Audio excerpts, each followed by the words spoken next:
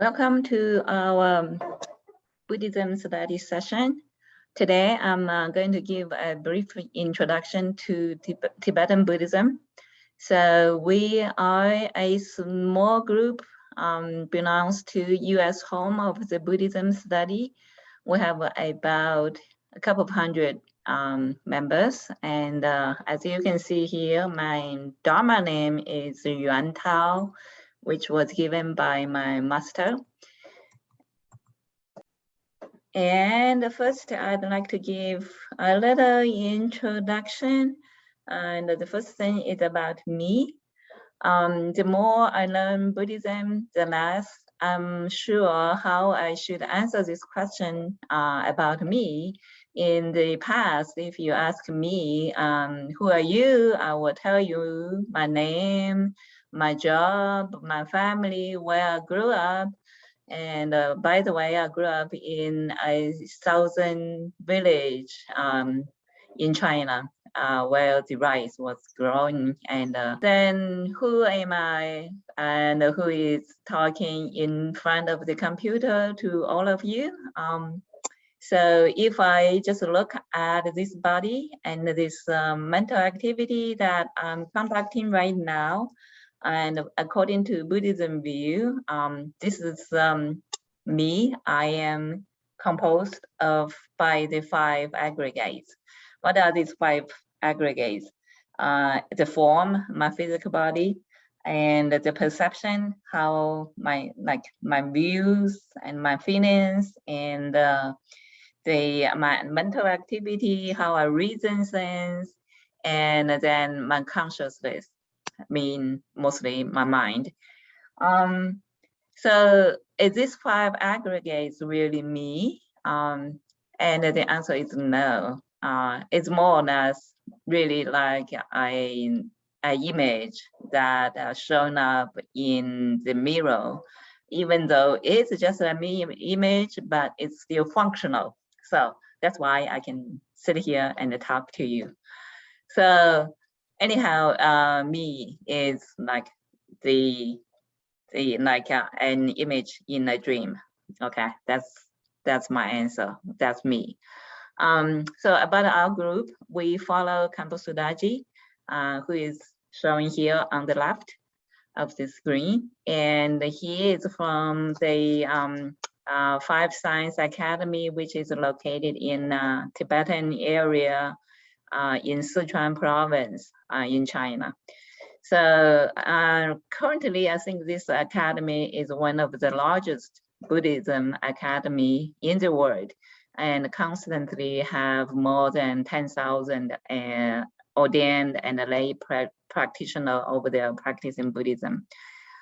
He is the main teacher, and he's very worldly renowned and also very well published Buddhism scholar, published probably couple of hundred books. I'm not 100% sure about the number, but very well respected scholar.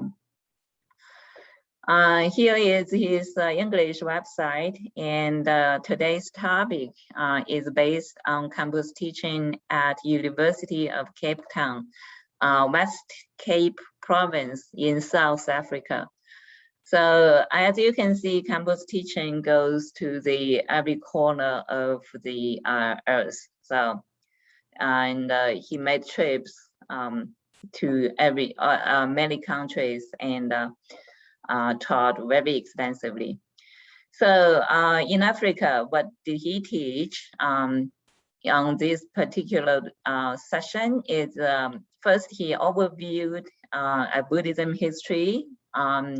And then he went on to introduce a little more about the Tibetan Buddhism. And he emphasized what is the major element in Tibetan Buddhism and what we should pay attention to, and the uniqueness about Tibetan Buddhism. And then that is about the whole contents. So first, overview of the Buddhism history. We all know Buddha Shakyamuni walked on the earth and passed into Nirvana in about 543 BC. So that, starting from there, Buddhism has been prosperous for more than 2,500 years until today. The Buddha taught the Dharma, in generally, we believe we can divide into 3 stages. And it's called the first, second, and the third turning of the Dharma wheels. So the first turning of the Dharma wheel was his early teaching. It's about the Tripitakas, Abhidharma, Sutra Pitaka, and Vilaya. So this is the early schools. Now it's more or less called Theravada school or Shravakayana school. And the second turning of the Buddha Dharma was more about Mahayana teachings, and which is also called Sutrayana. And the third turning of the Dharma wheel is more like Tantra teaching, also called Tantrayana, Vajrayana, or Mantrayana. So all these teachings were from the Buddha himself and can be summarized into 84,000 Dharma doors. So there are many, many, many different ways to practice and to study. So specifically about these returnings of the Dharma wheels, so the Buddha taught the Dharma to different people, disciples. So for the early people, so the Buddha taught in according to people's faculty and capacity, right? If you cannot accept the Mahayana, so he started from the lesser vehicle. And then he gradually went to Mahayana a little deeper, and then he went even deeper to Vajrayana. So the contents and the views are slightly different, but the goal is all the same, which is to liberate all the sentient beings from the samsara. So for the first turning of the Dharma wheel, he mainly taught how to abandon the negative actions of the body, speech, and the mind. As we all know, when we create karma, it's all through these 3 doors: body, speech, and mind. So, so many negative karmas are accumulated through these 3 doors, and the contents of the first turning of the Dharma wheel mainly involve the 4 noble truths and the 8-fold path. So what are the 4 noble truths? So the first one is the truth of suffering, which means every phenomena in the samsara has the natural of suffering. What does that mean? The suffering, the term translation was from the Sanskrit word called dukkha. Dukkha itself has this has a suffering meaning, also has the meaning of unsatisfactory natural. So that means everything that we experience in this world have this unsatisfactory natural. So if you think about, can you find a person 100% happy and very content with everything he has? It's very rare. There will be, or impossible, there will always be something that he desires and is not available to him or her. So, so everything is suffering. This is the first truth of suffering. And then the second truth is the origin of the suffering. Well, where are these sufferings come from? So the Buddha said, all these sufferings come from afflictions and karma. So from the past negative karmas and from our afflictions in our mental continuum. So what are the afflictions? This is the desires and attachment, the craving, and all those, and ignorance. All those things I called afflictions. So the origin of suffering is afflictions and karma. That's the second truth of the second noble truth. And then the third one is called the cessation of suffering. So if we now realize everything is suffering in natural, we do not want to suffer anymore. So what are we going to do? We want to stop all this suffering, and all by once that means nirvana. So that's the third noble truth is nirvana. And then the fourth one is called path. How do we get to nirvana? So we need to take the path through generating the mind of renunciation, cut off all the attachment to this world, to the samsara. So in that way, we can stop the suffering.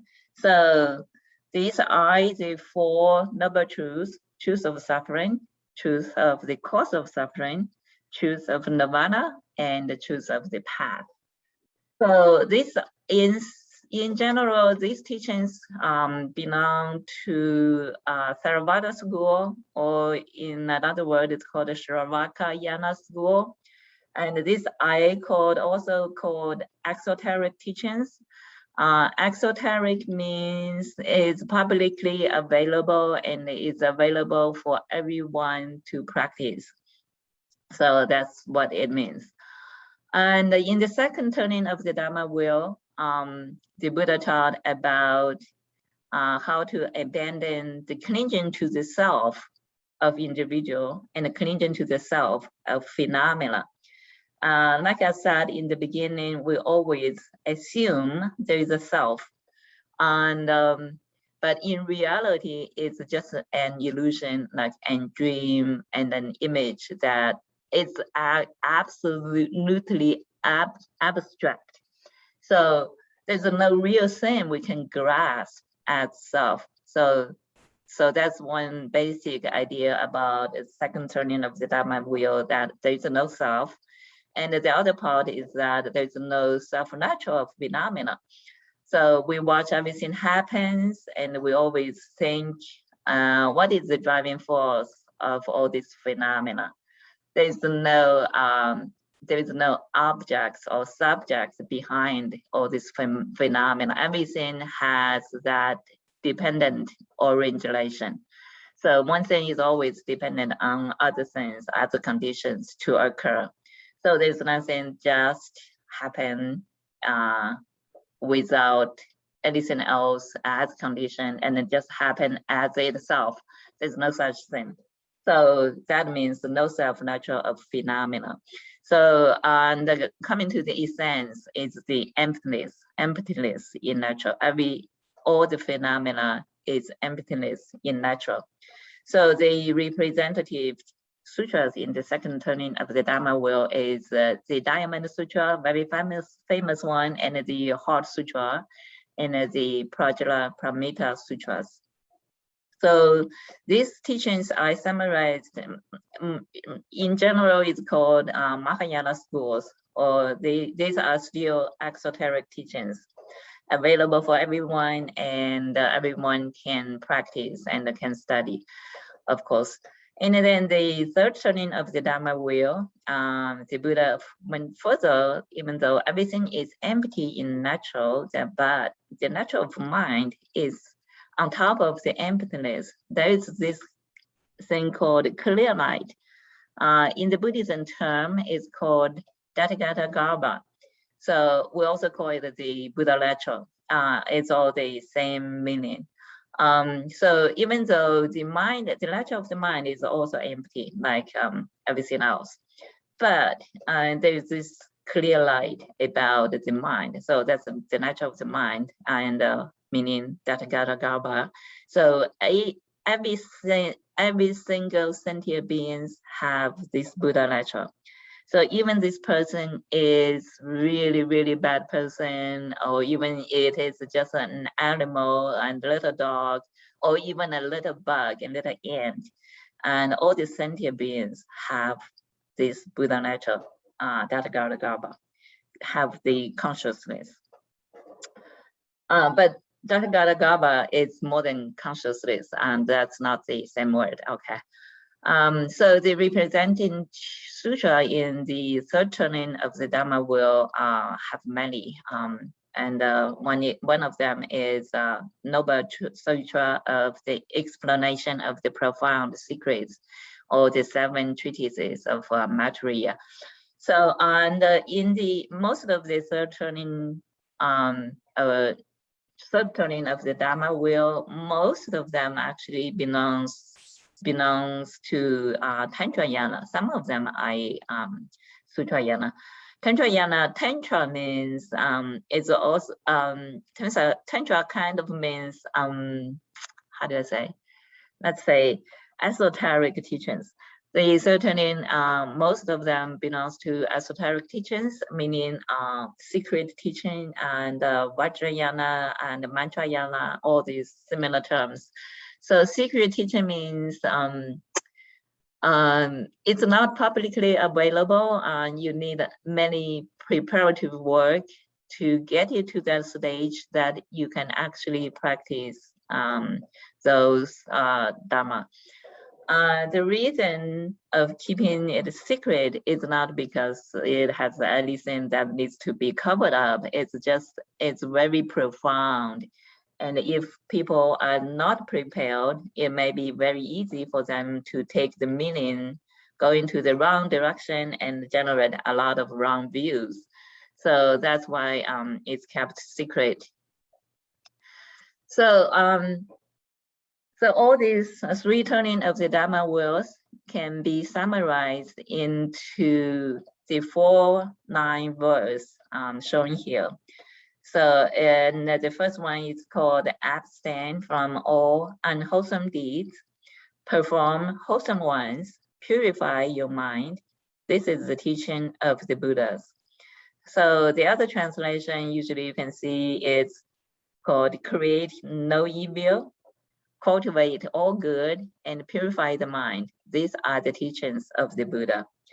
So these 4 lines, looking from the surface, they are quite simple, right? Don't do any bad things, do all the good things, and keep a pure vision. And this is all you need to learn from the Buddha.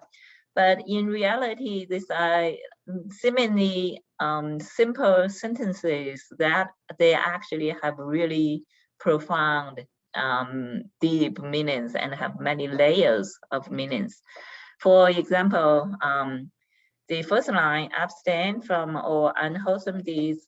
This means the Theravada teachings to follow the Pratimoksha precepts. So these are the precepts for the lesser vehicle. So in the early days, the Buddha made rules for the practitioners that they must follow, like no killing, no lying, and no sexual misconduct, and all that. So this is like be away from all delective actions and keep. So by doing that, you are actually cultivate a renunciation mind. What is renunciation? Just like detach from all those indulgence and attachment, all this, all those like negative things. So for this is the very basic baseline foundation for Buddhism. So if you want to be a Buddhist, first you have to follow certain like discipline. Of course, there are different level of disciplines. Like for the lay practitioner, you may have different ones than the ordained monks, but ultimately you do not want to create any negative karma. That's what it means. The second line, perform wholesome ones. So this is based on top of the first line. Don't do any bad things. And now it goes further, requires to do all the good deeds. This means cultivate bodhichitta. So what is bodhichitta? Bodhichitta means, like, again, based on the renunciation and realizing that all the samsara is naturally suffering so you want to get away from the samsara.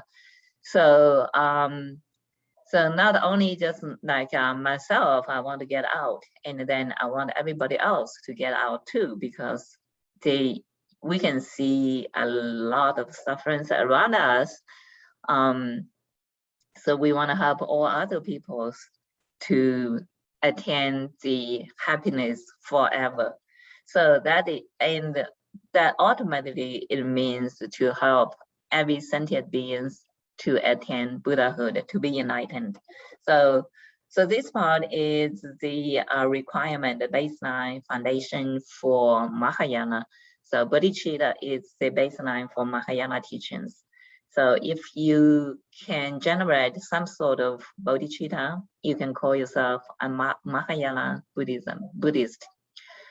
So this third line, purify your mind, and goes one more step further. So this actually requires you to realize the emptiness. So cultivate wisdom. Wisdom sometimes you can equals to the emptiness view when you are enlightened, and that means you get the wisdom, and you can keep a pure vision on this entire universe, the whole physical world, on all the sentient beings. So this is the baseline for the precepts for Vajrayana. So again, these 3 lines, and one by one that goes one step further to have a little higher requirement to practice. It is very simple to understand, but it's not really that easy to follow if you think about it. This is like you need to be aware 24/7. And especially in the Vajrayana, even sometimes you violate in your dream, it's still a violation. So all these come from the Dhammapada and the Agama Sutra. These 4 lines summarize the Buddha Dharma overall. So looks simple and hard to practice. So now that's all. That's the brief introduction to Buddhism idea and the Dharma, everything.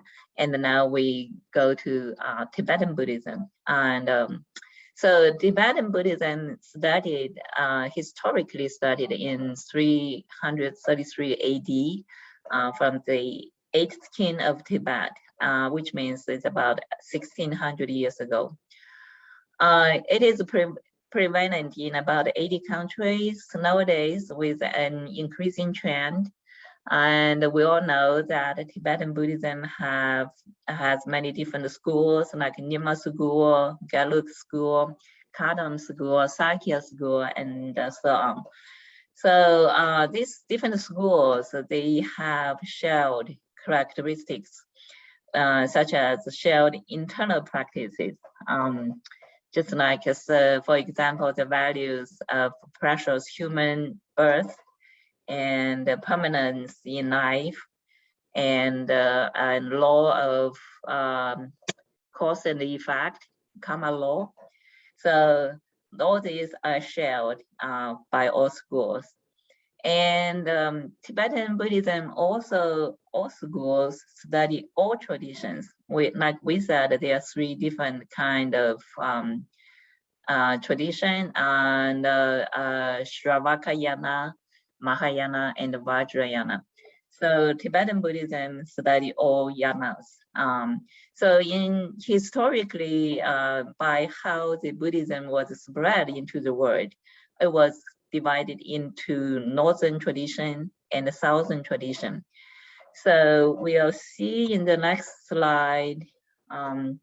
See, as you can see, we all know that Buddhism started in India, and from India goes to the south, Sri Lanka and Indonesia, Malaysia, and Thailand, and all these places.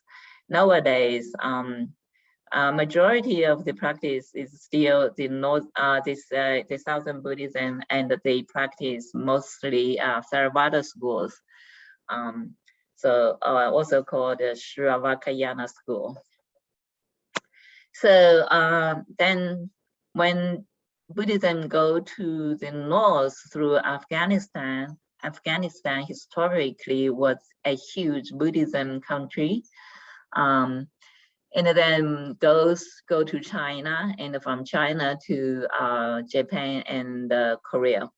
So, and this is the northern tradition, and most of the northern tradition teach and practice Mahayana school. So here comes Tibet, and as you can see, Tibet is very close to India geographically, but there is Himalaya right in between. However, it's still geographically very close. So historically, many Indian masters actually went to Tibet to teach, and many Tibetan masters went to India to study and brought back many sutras and the teachings. And Tibet also get some of the tradition from China. So, so because of this unique position, so Tibet actually, especially because of the support of the kings. So Tibetan people had really had highly value on the Buddhism practice and study. So they had a huge collection of the sutras, and they teach all the three schools in Tibet. So in this way, Tibet is very unique in the teaching content that covers all that Buddha has taught. So let's watch a little bit about what the Khenpo Sodargye taught in that South Africa. He spoke Chinese here, but there is English translation. Just be patient. 那是不是跟其他宗教或者其他国家完全相同呢？其实我觉得不相同。最主要的是它的次第性方面不相同。那么次第的话呢，就是在佛教当中非常著名的就是实情论是人们称为第二大佛。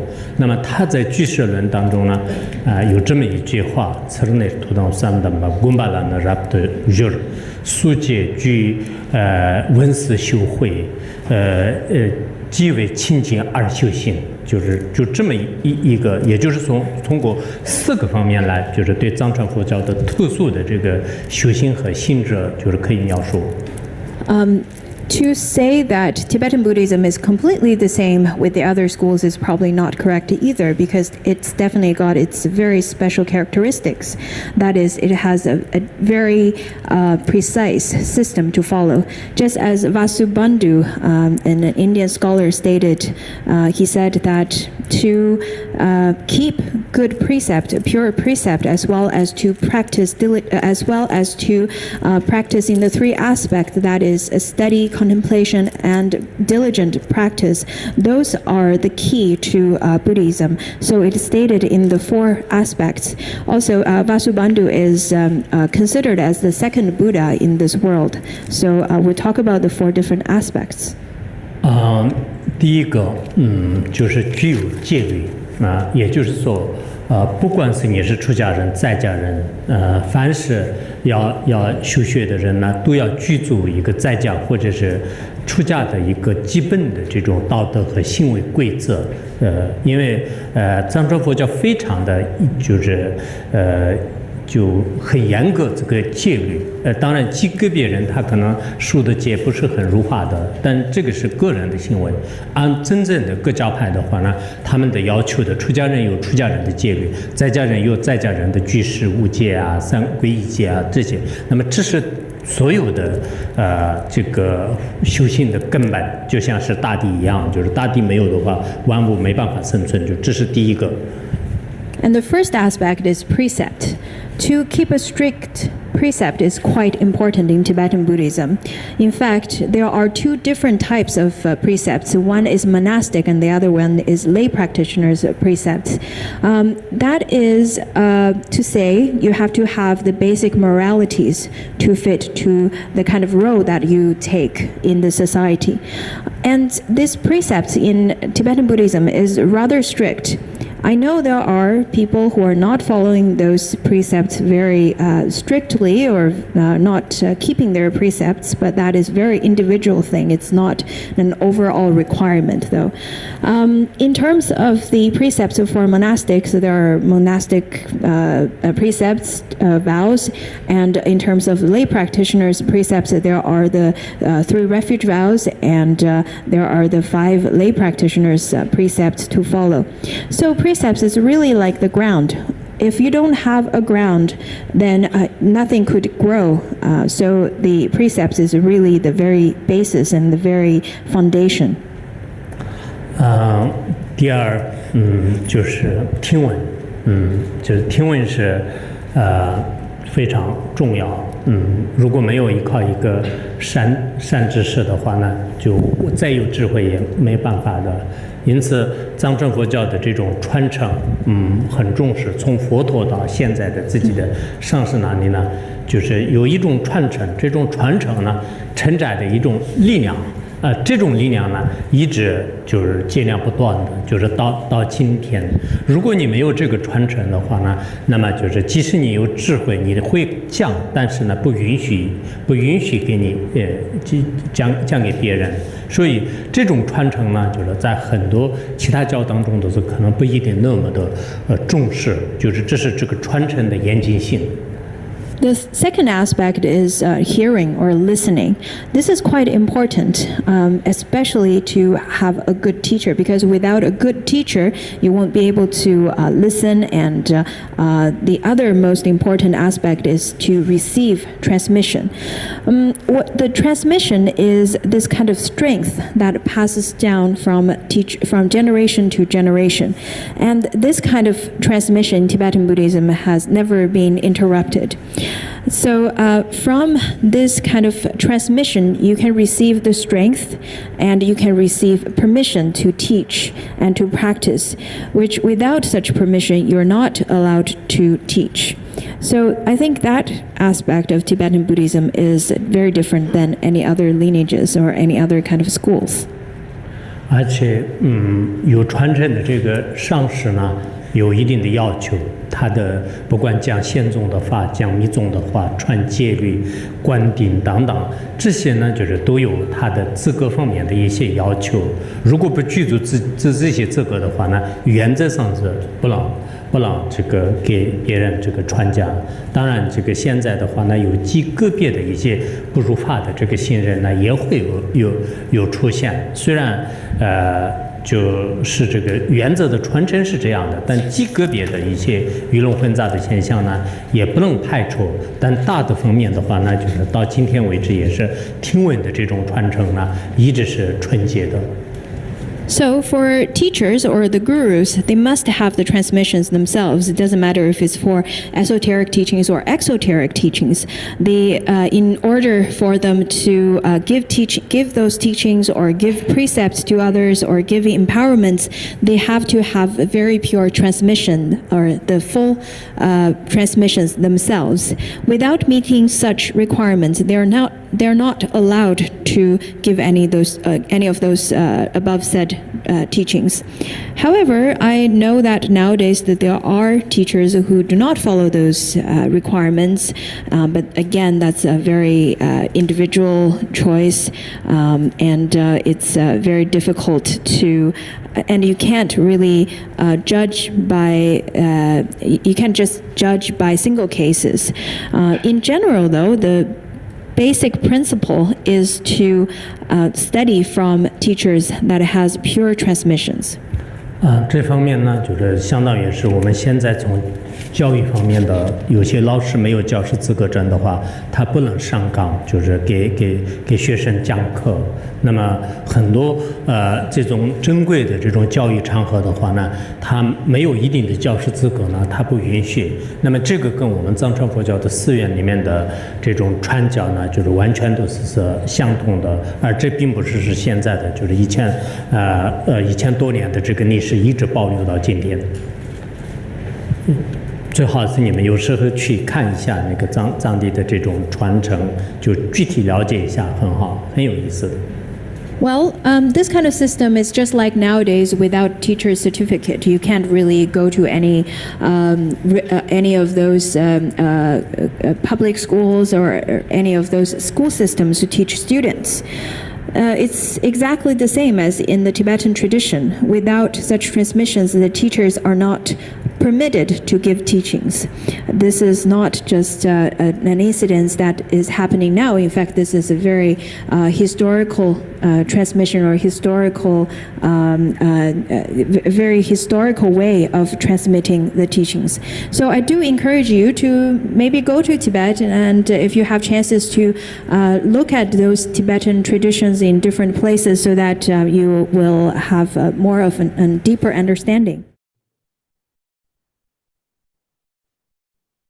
So again, this is Khenpo's web English website, and there are a lot of more information over there. So in this short section, Khenpo talked about uniqueness of Tibetan Buddhism. So from 4 aspects. So the first one is the precepts. Like Khenpo said, all the practitioners have to follow certain precepts. These are the basic disciplines for behavior. So, and Khenpo also emphasized that precepts are the foundation for practice. Just like the earth, without the earth, nothing can grow. Without precepts, the practice is kind of like with no base and will not be successful and not possible. So, so it is very important for lay practitioners. There are precepts for the lay practitioners, and then also there are different levels of precepts. Like what you want to take, and like we already talked a little bit about taking refuge. That's one type of precepts, and or generate renunciation. That is pratika moksha. That's the precepts for the lesser vehicle, and then the precepts for the bodhisattvas, and it's also called the bodhisattva vows. So then this, so for ordained people, they even have a lot more precepts that they must follow. So, and then the second aspect is listening to the Dharma. And the third one is contemplating, and the fourth is meditation and practice. So on top of the precepts, and we must listen to the Dharma. So nobody knows Dharma from the beginning, right? When a person was born, everything, almost every knowledge is learned. So it is especially important if you want to study the Buddha Dharma, you must listen to the teaching by a master. So that's why listening to Dharma requires a wise guru. So guru is the most important thing in Tibetan Buddhism system tradition. So you must listen from this guru and follow his teaching. And at a certain point, if you are advanced enough, you may be required to view the master as the Buddha himself. But that's for the advanced practitioners. At the beginning, you are required to examine the teachers to see if he's qualified or not. So then we will, the rest of the teaching lecture will be more focused on the guru. So Khenpo did not talk too much about contemplating and meditation practice. So after you listen to the Dharma, then you must contemplating about the meaning of the scriptures or the text, and then to reason in your own mind and to do all sorts of analysis, and then to make it a part of your own like composition, like you part of your own mind. If it's true after your analysis, if you think this is indeed so, and then those Dharma will be integrated into your mind and become your behavioral guidelines. And then the fourth part is meditation practice. Sometimes these two are separated, sometimes I go in together. So meditation is required for all the practice. So also it is a part of the practice, but practice also including practice when you are not sitting there on meditation, and the practice also meaning you do it in your daily life. You can use those guidelines to actually direct your everyday life. So now let's go focus back on the guru. So like we all know that listening to the Dharma requires a guru to give the teaching.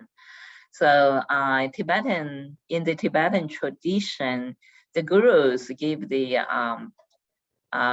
teaching, and they transmit the Dharma from his master to us, and then go on and all the way from the source and then now to us.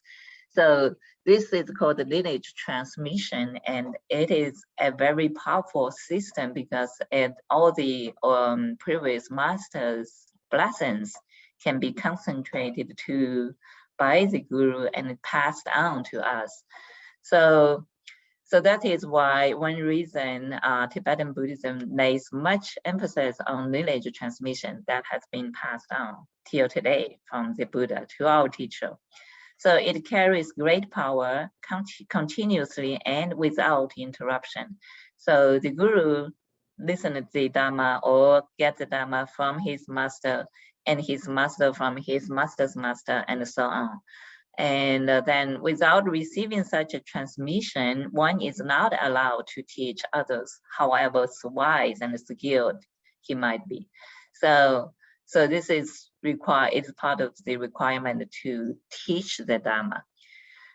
This is also something less emphasized or not emphasized at all in the other sections. So Tibetan Buddhism put the special emphasis on the guru.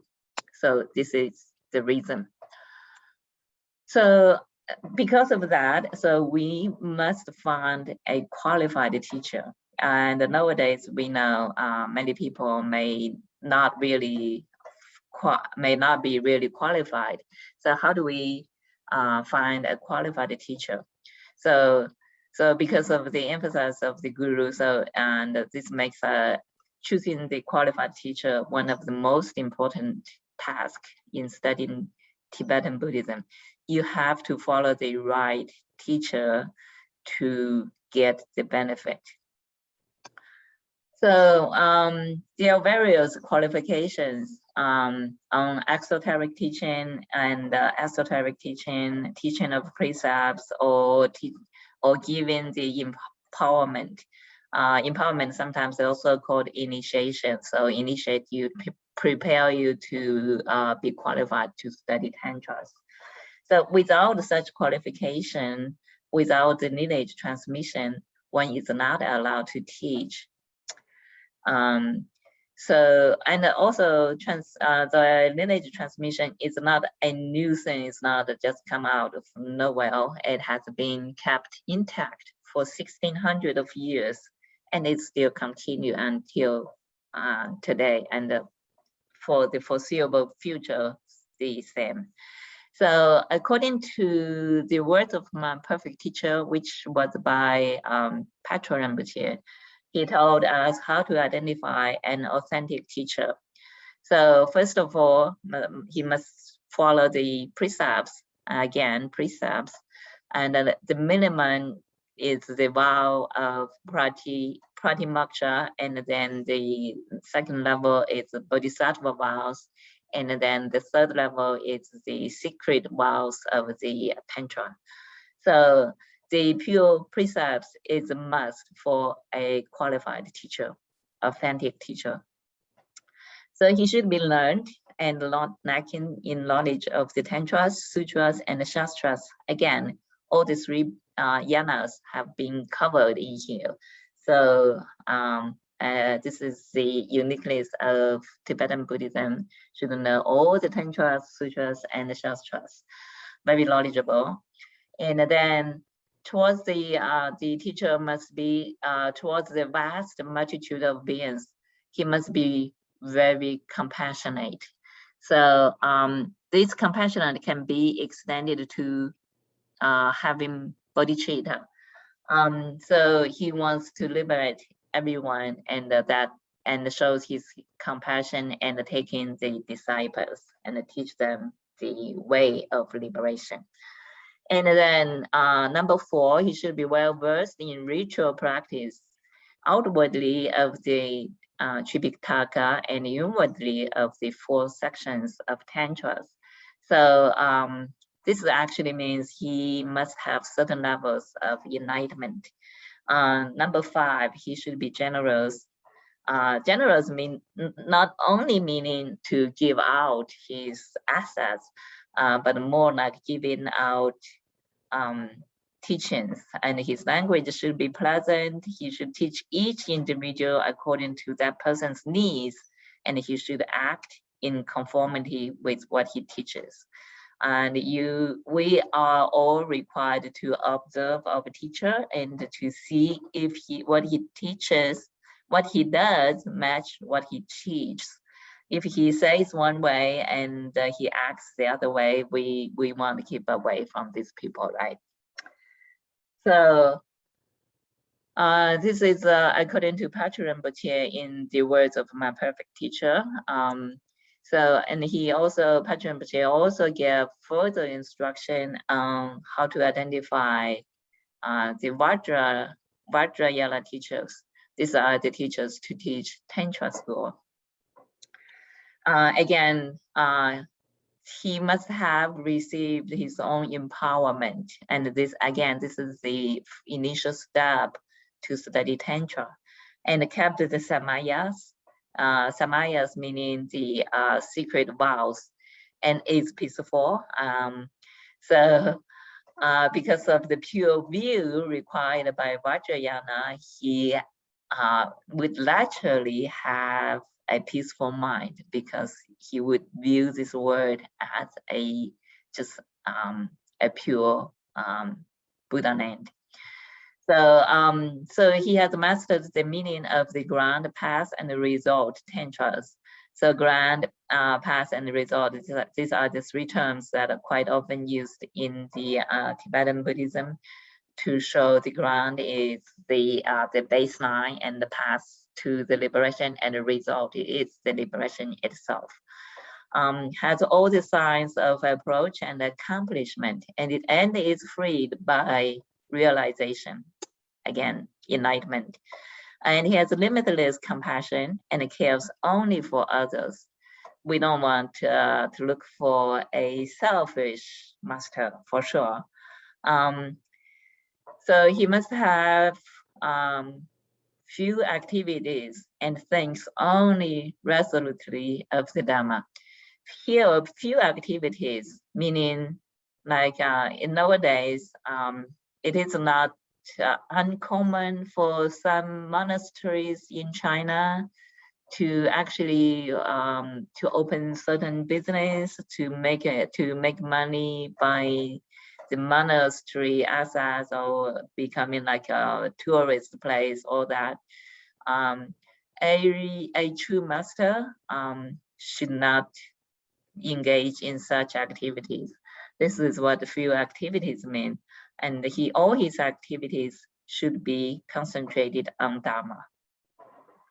Is wary of this word and leads others to feel the same. This way means baseline again the renunciation mind and to teach the truth to others, so the other people can also generate the renunciation mind, and is expert in the methods and has the blessing of the lineage.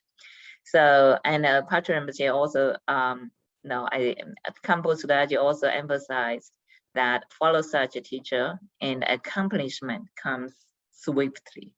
So indeed, Nyingma Sugur, when we study the great perfection, it is quite, it's not uncommon for people to be enlightened in this lifetime and to achieve the Buddhahood.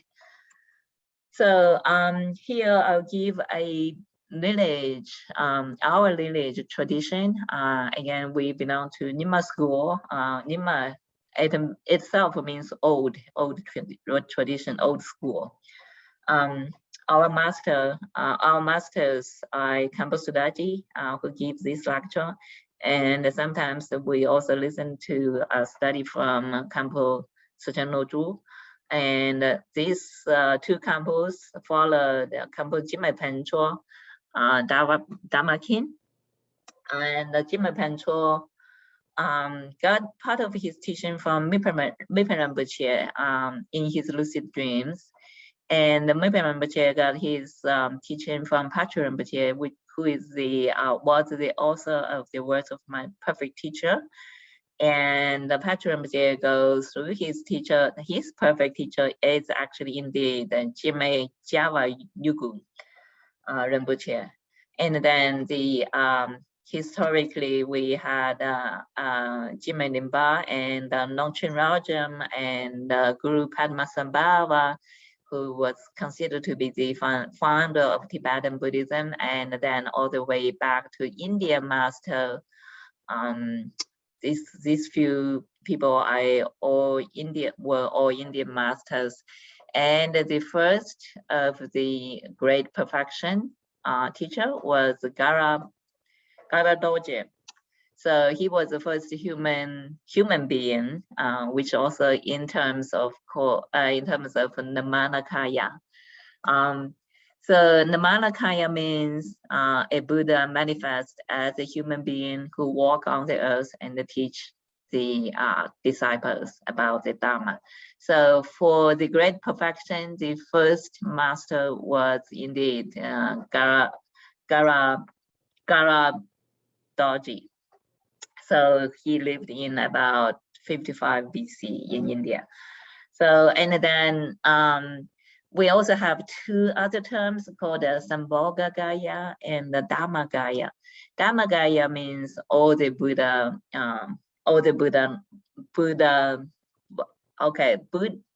have all the Buddhas have three Gayas. Gayas means body. So all the Buddhas have three bodies, and all the Buddhas share the Dhammagaya. So specifically for great perfection, Samantha Bhadra is the Buddha, is the Dhammagaya, and then Vajrasattva is the Sambhogagaya. So we'll learn more about these concepts in our study. So about listening to the Dharma, so that was lineage, and about the listening to Dharma. So our group have every Sunday we have a Zoom meeting to study this book, The Words of My Perfect Teacher. by Patrul Rinpoche, which was written in 19th century. And it's one of, actually, and this book was, Dalai Lama wrote a preface for the book, introduction for the book. So it's recognized by all the schools. And sometimes we also call it a preliminary practice. So Khenpo Sodargye put a lot of emphasis into actual practice when he taught this part of the teaching. He gave a very extensive explanation about this book. So that's what we'll study. We follow Khenpo Sodargye's teaching to interpret this book. So we have Zoom room number here. This is my cell phone number if you're interested to attend, and we do have a passcode which I'm not going to give here. Text me if you are interested, please, to join our study. Right now we are still at chapter 1. It's quite an experience to study in English. Again, Khenpo Sodargye give a lot of emphasis in actual practice, which meaning actual meditation. Accompanied with the study of this book, he put out a series of guided meditation on how to, like, for example, meditate on precious human birth. So human birth is the support to study Dharma. It's the best form to study Dharma. So he would give a very detailed analytic meditation instructions. So to tell us how to meditate on the meaning and so on. So there are a total of 92 guided meditation session, and our Dharma friend Christina put this into a series of guided meditation, and which is available on YouTube. Again, you can text me. I can give you the YouTube address, web address. And thank you all for your attention. Now I'm going to take some questions. Again, thank you.